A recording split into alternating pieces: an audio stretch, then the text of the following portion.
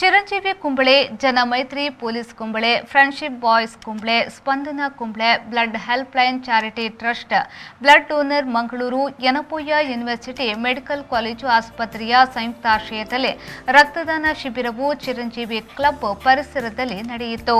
ಈ ಸಂದರ್ಭದಲ್ಲಿ ಮಂಜೇಶ್ವರ ಶಾಸಕ ಎಕೆ ಅಶ್ರಫ್, ಶಾಸಕ ಸಿಎಚ್ ಕುಂಜಂಪು, ಚಿರಂಜೀವಿ ಕ್ಲಬ್ನ ಕಾರ್ಯದರ್ಶಿ ಪ್ರಜೇಶ್ ಗಟ್ಟಿ, ಕುಂಬಳೆ ಗ್ರಾಮ ಪಂಚಾಯತ್ ಅಧ್ಯಕ್ಷೆ Tahira Yusuf, health and educational standing ಕಮಿಟಿಯ chairperson Hemavathi Satish Shetty, welfare standing ಕಮಿಟಿಯ ಚೇರ್ಪರ್ಸನ್ ಕೋಕು, ಕುಂಬಳೆ ಗ್ರಾಮ ಪಂಚಾಯತ್ ಸದಸ್ಯರಾದ Vivekananda Shetty, Kumbla police inspector P Pramod, sub inspector PB Rajeevan, Manjeshwar BJP ಮಂಡಲಾಧ್ಯಕ್ಷರಾದ ಮಣಿಕಂಠ ಸೇರಿದಂತೆ ಮೊದಲಾದವರು ಈ ಶಿಬಿರದಲ್ಲಿ ಪಾಲ್ಗೊಂಡಿದ್ದರು.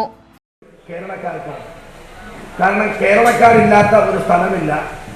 ഇന്ത്യയിൽ ആദ്യമായി കോവിഡ് പോലും തിരിച്ചറിയുന്നത് തൃശ്ശൂരിലെ ഒരു പെൺകുട്ടിയിലൂടെയാണ്. ഇപ്പോൾ കർണാടക അതിർത്തി അടക്കാൻ ഒരു ശ്രമം നടത്തുന്നു.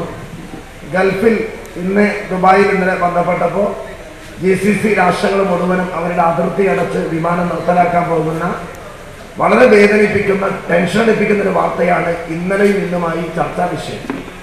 നമുക്കിനിയൊരു കോവിഡ് താങ്ങാൻ കഴിയില്ല എന്നുള്ളതാണ് വസ്തുത. MLA ഒക്കെ ആയി വന്നപ്പോൾ പലരും ഓഫീസിലേക്ക് വരുന്നത് കോവിഡിന് മുമ്പ് നല്ല നിലയിൽ ജോലി ചെയ്ത ആളുകൾ, ബിസിനസ് നടത്തിയ ആളുകൾ അവരുടെ ടെൻഷനും കാര്യമൊക്കെ പറയുമ്പോൾ ഒരുപാട് ആ വേദന താങ്ങാൻ കഴിയുന്നതിനപ്പുറം ഇപ്പോൾ തന്നെ അനുഭവിച്ചുകൊണ്ടിരിക്കുകയാണ്.